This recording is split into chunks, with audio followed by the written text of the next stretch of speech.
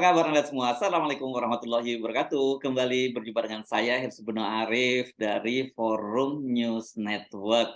Tidak terasa dalam 2 hari ini ya, kemarin itu hari Senin tanggal 14 November 2022 dan hari ini hari Selasa tanggal 15 November 2022 itu dua kesatuan elit dari kepolisian dan TNI, khususnya TNI Angkatan Laut itu berulang tahun. Dan sekarang ini BRIMOB itu sudah dikembangkan bersama dengan validasi di organisasi di Polri maupun di TNI. Sudah dipimpin oleh seorang bintang 3 ini di BRIMOB. Sementara Marinir meskipun sudah lama dicanakan akan dinaikkan statusnya dan kemudian dipimpin seorang bintang 3 sampai sekarang masih dipimpin orang bintang 2. Saya mengajak Anda mendiskusikan soal ini bersama dengan seorang pengamat militer yang seperti biasa, yakni partner saya Bung Slamet Ginting. Assalamualaikum Bung Slamet Ginting. Waalaikumsalam warahmatullahi wabarakatuh. Menarik Bung Hersun ya. Ya, menarik karena gini, saya terus terang sampai sekarang itu kadang-kadang masih bingung dengan BRIMOB itu ya, posisi BRIMOB. Terutama kita bahas dulu yang BRIMOB ya. Karena bagaimanapun juga kan dengan dipisahkannya pemisahan antara TNI dan Polri gitu ya. Polri itu kan menjadi organisasi yang civilian, dia sebenarnya dia civilian, tapi di Indonesia memang menariknya masih menggunakan pangkat jenderal, komisaris jenderal dan sebagainya. Beda di tempat lain pakai inspektur. Sementara kalau kita lihat ya, BRIMOB itu kan kalau lihat kualifikasinya dan kemudian persenjataannya ini bukan organisasi civilian, ini organisasi militer gitu atau paramiliter kalau tidak ya gitu ya. Bagaimana ini menjelaskan ini Bung Slamet Ginting? Ya, ini menarik Bung Hersu. Memang sejarah kepolisian di masing-masing negara itu berbeda, termasuk di Indonesia. Itu polisi Indonesia awalnya adalah polisi khusus atau polisi rahasia yang dalam bahasa Jepang disebut Tokubetsu Kai Satsu Tai. Jadi apa itu? BRIMOB ini adalah korps polisi yang tertua di Indonesia. Jadi memang sejarah pembentukannya adalah ini bala tentara untuk menghadapi perang Asia Raya. Jadi memang dibentuk sebagai bala tentara, sehingga wajar kalau kemudian BRIMOB itu cenderung lebih dekat ke militer daripada ke polisi. Jadi ini memang sejenis polisi rahasia, polisi khusus begitu. Nah, kita tahu juga bahwa pada tahun 47 pun kemudian BRIMOB masuk dalam satuan militer. Jadi memang irisannya sangat dekat sekali dengan militer, karena itu juga pernah BRIMOB ini memiliki kualifikasi Rangers, Bu. Jadi betul-betul kualifikasinya para komando. Jadi hampir sama dengan Kopassus, kemudian Marinir, Kopasgat.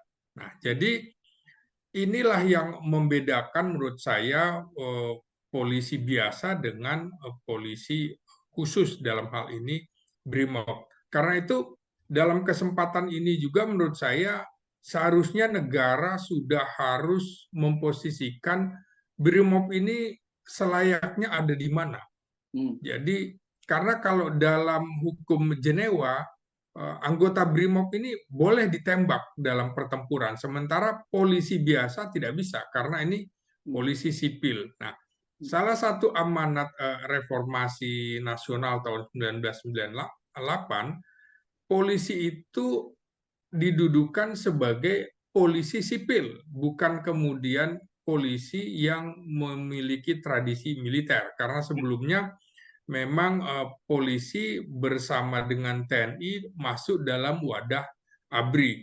Karena itu tidak usah heran ketika era Soekarno dan era Soeharto, polisi digabungkan dalam ABRI, bahkan pada tahun 60 pun menjadi namanya Angkatan Kepolisian. Betul-betul dipimpin oleh Panglima Angkatan Kepolisian. Angkatan Darat dipimpin Panglima Angkatan Darat, Panglima Angkatan Laut, Panglima Angkatan Udara, dan Panglima Angkatan Kepolisian. Jadi BRIMOB ini sangat khusus sekali. Nah, tadi Bung Hersu bilang bahwa ini ada kecenderungan polisi-polisi kita ini sekarang mirip-mirip dengan militer, termasuk pakaiannya, Bung Hersu ya. Bagaimana brevet-brevetnya segala macam dan nama pangkatnya. Jadi menurut saya bisa dibedakan, misalnya BRIMOB silahkan menggunakan pangkat militer, misalnya Brigadir Jenderal BRIMOB, Mayor Jenderal BRIMOB, Letnan Jenderal BRIMOB, tapi dia tidak boleh menjadi kepala kepolisian Republik Indonesia. Sama dengan Marinir, Brigadir Jenderal Marinir, Mayor Jenderal Marinir, Letnan Jenderal Marinir itu tidak bisa menjadi kepala staf Angkatan Laut. Nah, bagaimana dengan kepangkatan polisi biasa? Menurut saya juga sebaiknya tidak usah menggunakan kata jenderal, cukup misalnya untuk perwira tinggi, paling tinggi namanya polisi utama, kemudian bintang tiganya polisi utama madya, bintang duanya polisi utama muda, bintang satunya polisi utama pertama gitu. Jadi mirip dengan laut dan udara, pakai Laksamana pertama, muda, madya. Nah, kira-kira seperti itu. Ya, kalau Nah, di Inggris atau di Australia pakai istilah komisaris ya malahan ya. ya, komisaris kita kan juga masih pakai untuk tingkat perwira menengah, Bung Hersu. Ya, ya, Nah, ya. bagaimana posisinya?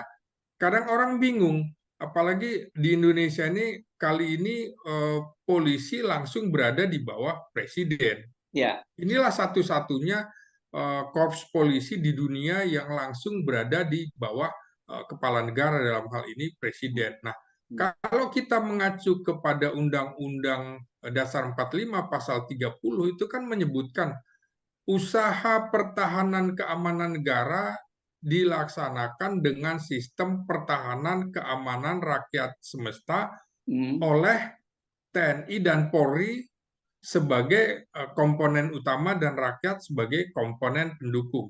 Lagi-lagi kata di awal itu, Bung Hersu, usaha pertahanan keamanan negara. Jadi tidak dipisahkan, karena itu era Soekarno dan era Soeharto memang disatukan dalam Departemen Pertahanan Keamanan. Nah, bagaimana dengan sekarang? Bisa saja sebenarnya polisi ditempatkan dalam kembali ke seperti dulu di bawah Hankam, Pertahanan Keamanan, atau Kementerian Pertahanan ada, Kementerian Keamanan juga ada, polisi di sini, di Kementerian Keamanan. Di mana posisinya?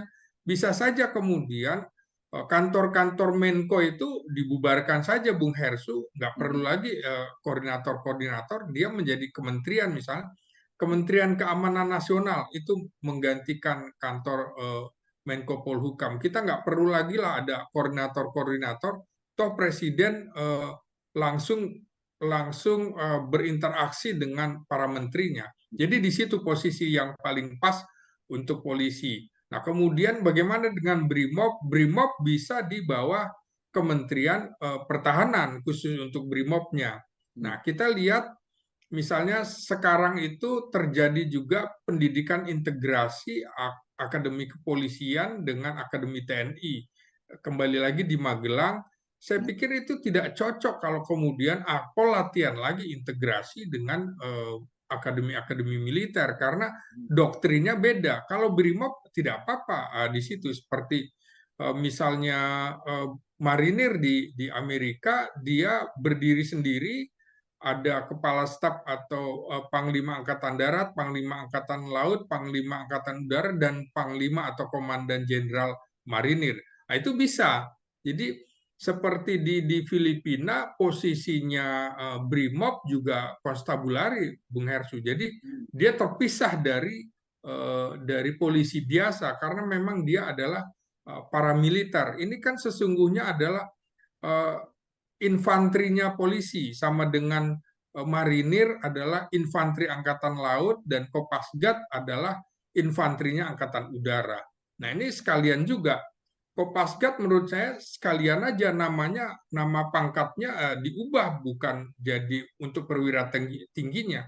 Bisa dengan misalnya Brigadir Jenderal Kopasgat, Mayor Jenderal Kopasgat, kemudian juga Letnan Jenderal Kopasgat, tapi tidak boleh menjadi kepala staf angkatan udara, karena heavy-nya angkatan udara, di pesawat dalam hal ini, juga angkatan laut, marinir tidak bisa, karena heavy-nya adalah di kapal laut, bukan di darat. Nah, ini kan sejarahnya sama seperti marinir, Bung Hersu.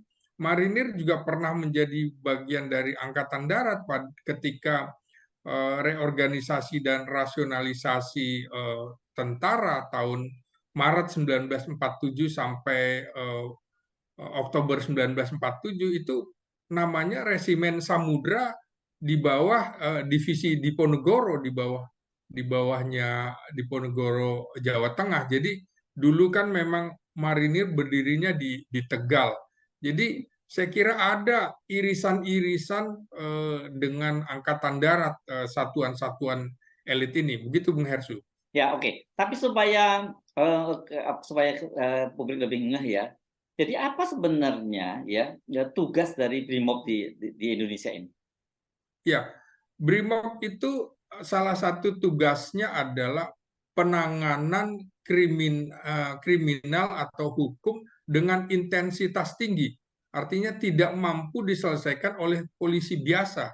Termasuk dia penanganannya kan dibagi dua, ada gegana, ada pelopor.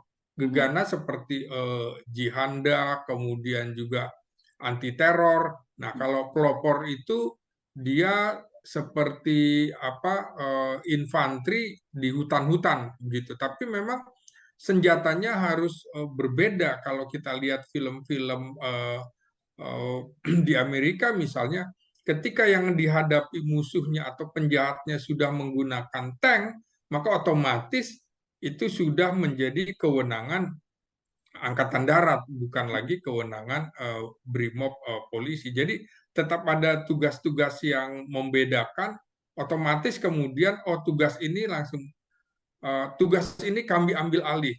Sama dengan ketika tentara biasa tidak bisa, infanteri biasa tidak bisa, diambil alih oleh infanteri raiders, atau tidak bisa lagi diambil oleh pasukan khususnya.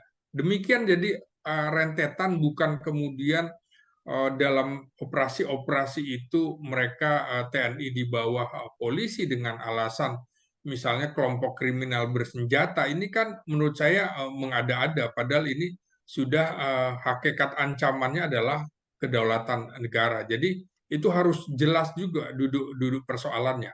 Begitu Ya, Bung Hersu. ya, jadi artinya untuk kasus-kasus kriminal gitu ya, Iya, udah gitu ya, kriminal itu ditangani oleh polisi. Tapi untuk hal yang udah berkait dengan teror, kemudian juga misalnya apalagi ya, kasus-kasus yang lebih yang ada tadi intensitas tinggi itu selain teror apa sih tadi? Ya ya, perledakan misalnya ancaman bahan peledak gitu. dan bahan Memang peledak ya, ada bahan bagian-bagiannya ya. Misalnya ya, ya, kemudian dia juga punya satuan anti teror Bung Hensu. ya, ya, Jadi ya. seperti Densus 88 itu kan gegana. Hmm. Tapi memang harus ada batasan kapan Densus 88 masuk, kapan kemudian anti terornya TNI masuk. Harus ada bagian-bagian yang bukan kemudian saling tumpang tindih. Menurut saya ini Ya, yang harus dibatasi. Karena itu ya, supaya mudah, misalnya BRIMOB di bawah Kementerian Pertahanan, kemudian sama dengan yang lain, dia sesungguhnya seperti infanterinya polisi, tapi karena dia satuan polisi, maka tugasnya lebih pada penegakan hukum. Jadi kita bisa lihat kalau satuan itu penegakan hukum, maka baretnya pun berbeda, Bung Hersu. Miringnya ke kiri, hmm, emblemnya di kanan, hmm, kemudian dimiringkan ke oke, kiri. hmm. Kalau tempur itu memang emblemnya di kiri, jadi baretnya miring ke kanan. Ya, Jadi ya, ini bagian dari penegakan hukum, sama dengan polisi militer di TNI, toh sama juga emblemnya di kanan dan miringnya ke kiri. Ini fungsinya adalah penegakan hukum ketika kemudian satuan-satuan polisi biasa tidak mampu menangani. Dan kita tahu Bung Hersu, BRIMOB itu dalam sejarahnya hampir sama dengan TNI, terjun dalam sejumlah operasi militer dari awal sampai kemudian terakhir misalnya operasi Seroja Timur Timur dan lain-lain ke belakang. Jadi semua hampir sama tugasnya, apalagi posisinya seperti kekuatannya Rangers begitu Bung Hersu. ya, ya, ya. Oke, jadi pertanyaan saya dengan begitu, apakah divisinya itu harus besar seperti sekarang, kemudian sehingga pangkatnya harus dinaikkan jadi bintang 3 gitu. Ya, kalau kita lihat jumlah rencananya kan jumlahnya sekitar 35.000, jadi hampir sama juga. Marinir juga akan dibuat seperti itu sekitar 35.000, sama-sama memiliki 3 divisi seperti Kostra, tapi penggunaan namanya Marinir pakai Pasmar, itu Brimob juga pakai Pas Brimob, jadi sama ada di barat, ada di tengah, dan di timur. Karena memang hakikat ancaman seperti itu, Bung Hersu, kita tidak bisa lagi gangguan keamanan biasa, apalagi dengan kondisi proxy war seperti sekarang ini. Misalnya kita bisa tahu COVID sekarang juga itu dianggap oleh Amerika dan Rusia juga ini bukan penyakit biasa, ini adalah bagian dari perang Nubika. Jadi memang perang yang tidak kelihatan secara fisik, tapi melalui teknologi, melalui virus, melalui penyakit. Dan Brimob juga kan punya Jihandak, sama dengan Angkatan Darat punya Korps Zeni yang menangani penjinakan bahan peledak. Jadi menurut saya wajar kalau Brimob itu dipimpin oleh Jenderal Bintang 3, tapi saya menyarankan memang dia posisinya tetap saja di Korps Brimob, bukan menjadi Kapolres atau Kapolda, bukan. Posisinya konsentrasi di situ. Sebaiknya polisi juga menggunakan korps-korps seperti di TNI, bukan hanya Korps Brimob dan Korps Lalu Lintas saja yang sudah disahkan, tapi yang lain juga Korps Reserse, Korps yang lain juga bisa dikembangkan, misalnya Korps Bayangkara. Jadi jelas duduk soalnya siapa yang bisa menjadi Kapolda dan lain-lain. Nah, Brimob menurut saya, saran saya adalah dia fokus aja pada tugasnya itu. Dia tidak bisa jadi Kapolri, tidak bisa jadi Kapolres dan lain-lain, tapi posisinya di satuan-satuan lapangan Brimob. Jadi jelas duduk soalnya, tidak tumpang tindih, jangan sampai kemudian Brimob yang cara berpikirnya seperti militer berhadapan dengan sipil, penanganannya juga Ya, juga ya, ya. jadi berpotensi melanggar hak asasi manusia. Menurut saya seperti itu, Bung Hersu. Ya, oke. Sekarang kita pindah ke Marinir ya. Ya, Ke Marinir ini sekarang masih bintang 2 ya, belum jadi bintang 3. Apa yang terjadi? Karena kan tidak salah kan sudah nomenklaturnya sudah disiapkan untuk menjadi bintang 3 ya, Bung Kamal? persis. Ini kan sebenarnya dari 2019 Perpres nomor 69 tahun 2019, dari masa Marsikal Hadi menjadi Panglima TNI. Saya juga tidak habis pikir kemudian sampai saat ini, karena tahun lalu ketika ulang tahun Marinir, Laksamana Yudo juga akan menanyakan kepada Panglima TNI kapan ini Komandan Marinir atau Komandan Jenderal Marinir menjadi bintang 3.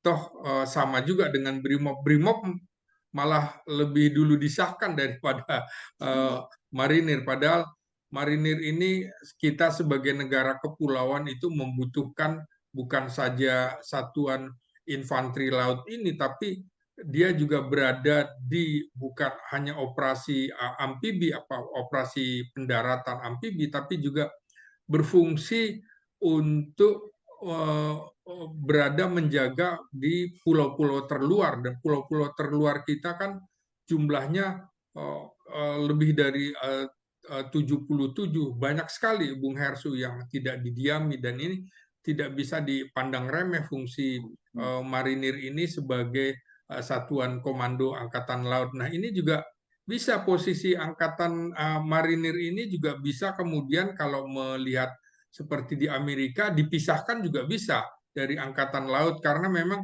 dia lebih beririsan dengan Angkatan Darat. Jadi pasukan Angkatan Laut yang di darat, kira-kira begitu. Dan Oh, kalau di beberapa negara kayak seperti di Perancis, posisi marinir ada di dua tempat, di Angkatan Darat dan di Angkatan Laut.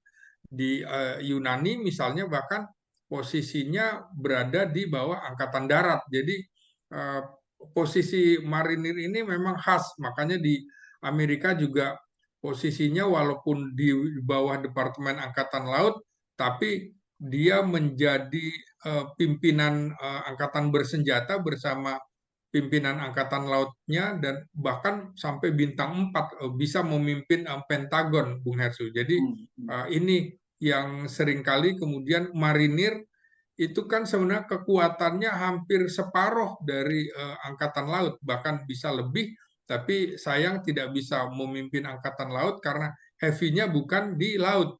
Jadi unik juga menurut saya. Nah, Ya. ini satuan infanteri angkatan laut ini kualifikasinya kan sama dengan Kopassus, pasukan komando, karena dulu juga pernah menggunakan nama Korps Komando Angkatan Laut sampai dengan tahun 75 baru diubah lagi.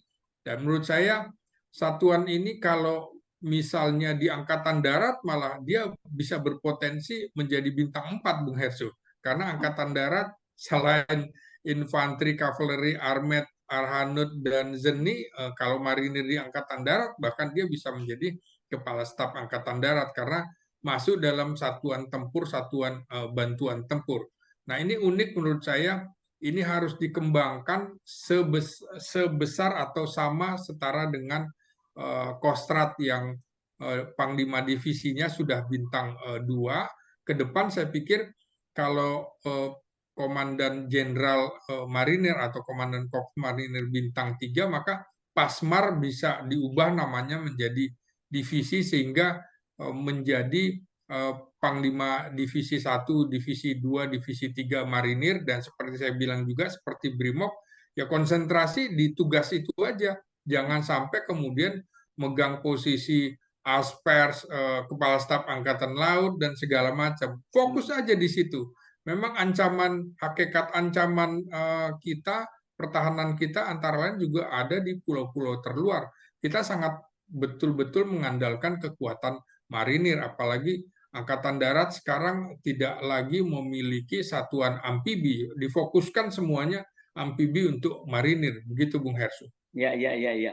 Ini memang agak unik ya melihat seperti pasukan-pasukan ini beda. Misalnya kita mudah memahami di Angkatan Darat ada Kopassus dan kemudian ada Kostrat gitu ya. Tetapi di Angkatan Laut ini dengan ada marinir ini buat kita agak jumbo gitu ya sebenarnya.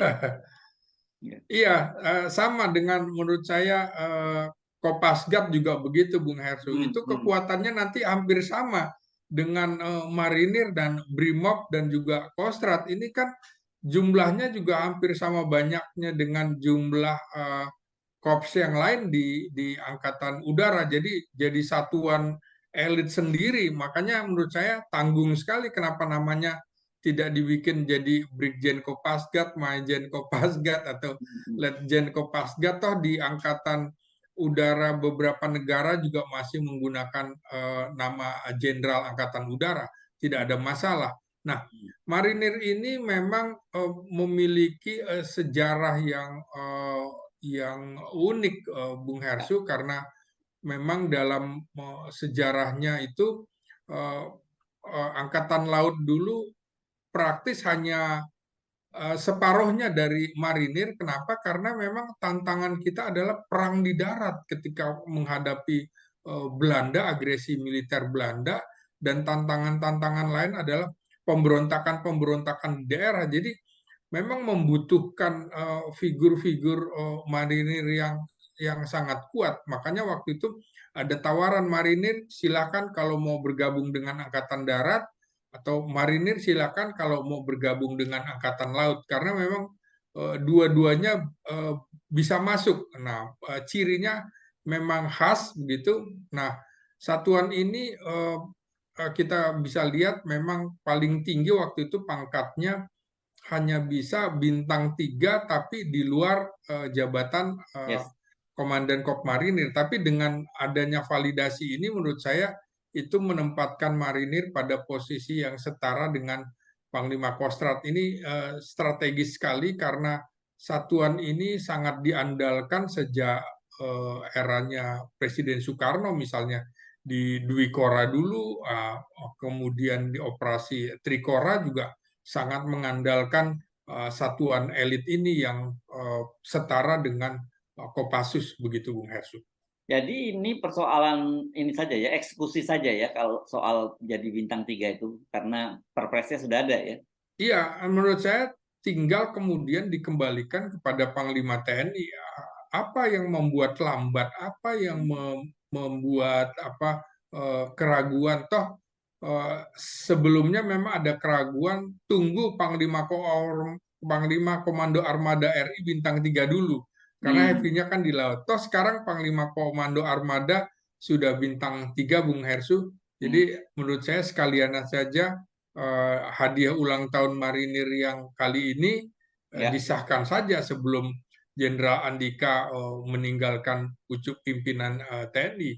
Menurut saya yes, hadiah bagi Marinir, menurut saya ini juga sebuah kebanggaan karena di Asia Tenggara pun yang memiliki satuan marinir hanya Indonesia, Thailand, dan Filipina, dan tidak Filipina. banyak negara di dunia. Dan ini di dunia hanya ada sekitar 44 negara saja yang memiliki satuan marinir. Nah, sementara seperti Kopasgat tidak banyak, Bung Hersu, mungkin hanya Indonesia atau tidak lebih dari 3 negara yang memiliki satuan pertahanan darat untuk Angkatan Udara ini. Jadi Ya.